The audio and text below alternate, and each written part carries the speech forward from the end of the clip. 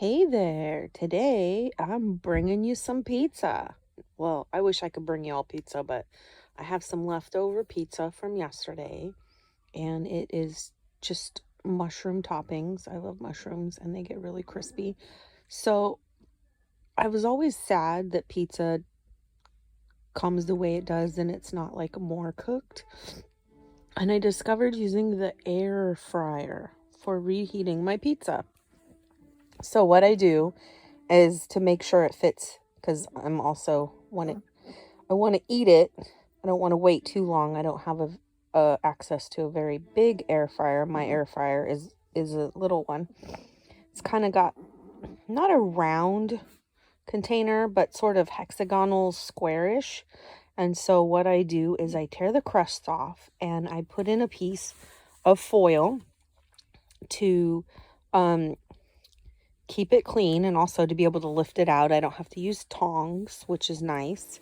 So generally the pizza, if there's any kind of cheese on it, doesn't matter if it's vegan cheese or vegetarian cheese or whatever kind of cheese is on there, it will melt and get all over the bottom of the pan and go through the grate. So usually in an air fryer, there's kind of a grate that lifts up the items so that air can get underneath.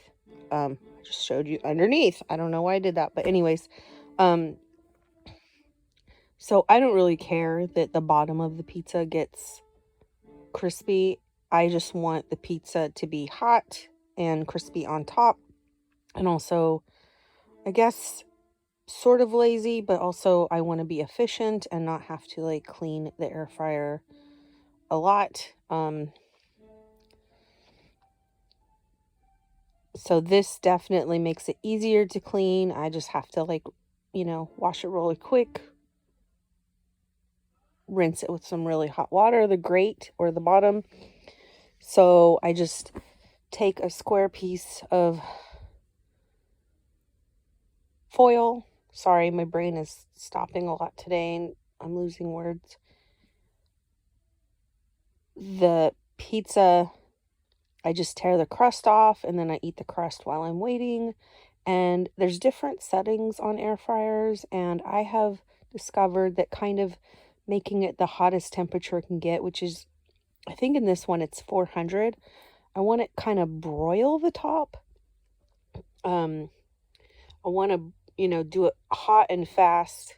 So I do a higher temperature, and I think I do it on, I don't know if it's the meat. There's different buttons and settings, and you can choose a setting, like a standard setting, and then adjust it as you want. So what I do is I choose one of the settings that's at 400, and it's usually 6 minutes at 400, so I pop it up to 8 minutes. I used to do 10, but that was a little too crispy. And then it would be almost burned, and I like it almost burned, but not burned. Generally, whatever you do, an air fryer, whatever time you do, about halfway through, it'll beep for you to shake it. If I'm cooking potatoes or vegetables or things like that, I will shake it more often than that, like every couple minutes. I'll check it and shake it and look at the doneness and how brown it is. Just something you need to like kind of fiddle with and see how you like it. But yeah, so the air fryer is kind of amazing. So this is what it looks like, and this has been cooled for about 5, 6, 7 minutes.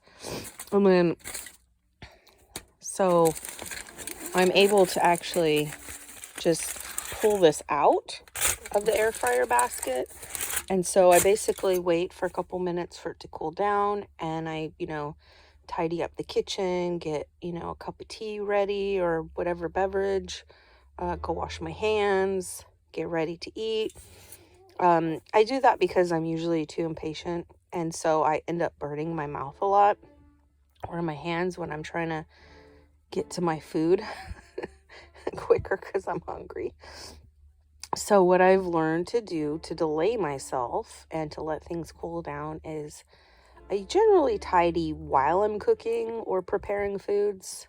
Get the sink ready with some soapy water for the dishes and things like that. And I put things away while I'm cooking. And I try to have everything, I pull everything out, and then I have it like that way a lot of cooks do the mise en place or mise en place or whatever you want to call it. Put everything in its place, ready to go. I do that, and so what I do is I do the final cleaning up, or I just do some other cleaning. It doesn't matter what, just do some cleaning, and then when you get back, your food will be a little bit cooler, and you won't burn your tongue in the roof of your mouth as often. So, it is a little bit cooler now. It would have been like super, super hot and melty, but this is what the air fryer does to a delicious mushroom. And one time I wanted to almost get another meal out of the crust. So what I did was I tore the crust off all of the pizza and I put that in one. I usually fold it up into tin foil, or, in a Tupperware or Ziploc bag or whatever kind of containers you have, plastic buckets or bags or whatever. And then I put all the crusts, I just threw them in the air fryer. And they came out like amazing croutons, like really big croutons. So you could chop it up, but I was being lazy. Or you can tear them into smaller pieces, like mouth-sized pieces. But they basically came out like really crusty breadsticks, like 3-inch breadsticks. They were amazing. I had soup that day, and I basically used all of them in soup. So basically, because the leftovers of the pizza that I got, I ended up having a whole extra meal, because instead of eating the crust with my pizza each day, I used them as like half of my meal with the soup for one meal. And generally I get the biggest pizza I can get. Pizza is very expensive, so I get the biggest one. It's only a few dollars more, and that brings the cost of each meal down. So what I do is, like a really extra large pizza, I eat 2 slices at a time. So usually an extra large has 12 pieces. So that's 6, 2 pieces per meal. That's 6 meals. So the day I get it is a meal. Sometimes I'll eat some more later, depending on what time of the day it is. And then I'll have 4 or 5 more meals. And then if you cut the crusts off, that can make an extra little meal for soup. So maybe I'll do that later this week, because I do have some new soups I bought. But that's a really frugal way to, number one, make your pizza last for quite a few meals. I ration it. I don't eat like 3, 4, 5 pieces in one sitting. If I have any kind of salad or side dish, I'll try to have salad with it. And if I'm really hungry, or I'll just try to eat 2 pieces and then later try to eat something else in a couple hours. I try my best to ration it and not just, it's so delicious, you just want to eat it all at once. You just want to eat the whole pizza. And that's totally understandable. And some people do that. But a pizza's like, where I get it, they have a special for about 20 something dollars. So I end up paying like $23, $22. So 6 into 24 would be $4 a meal. So $3 or $4 per meal, depending on, how you make it last. So if you eat 1/4 of the pizza, then, it goes up to $6 a meal. So I just try to ration my food, especially the really good tasting, expensive stuff, so that I can enjoy it a few times instead of just one time.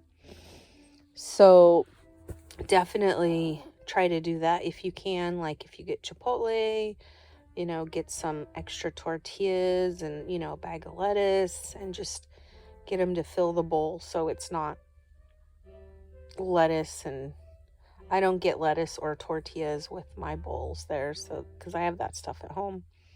And then instead of, eating one big burrito and that's one meal for $10 or whatever, I basically make nachos with mine and make it last 2 to 5 meals. And then you could take the leftovers and fry them up in little tortillas and make little quesadillas and things like that.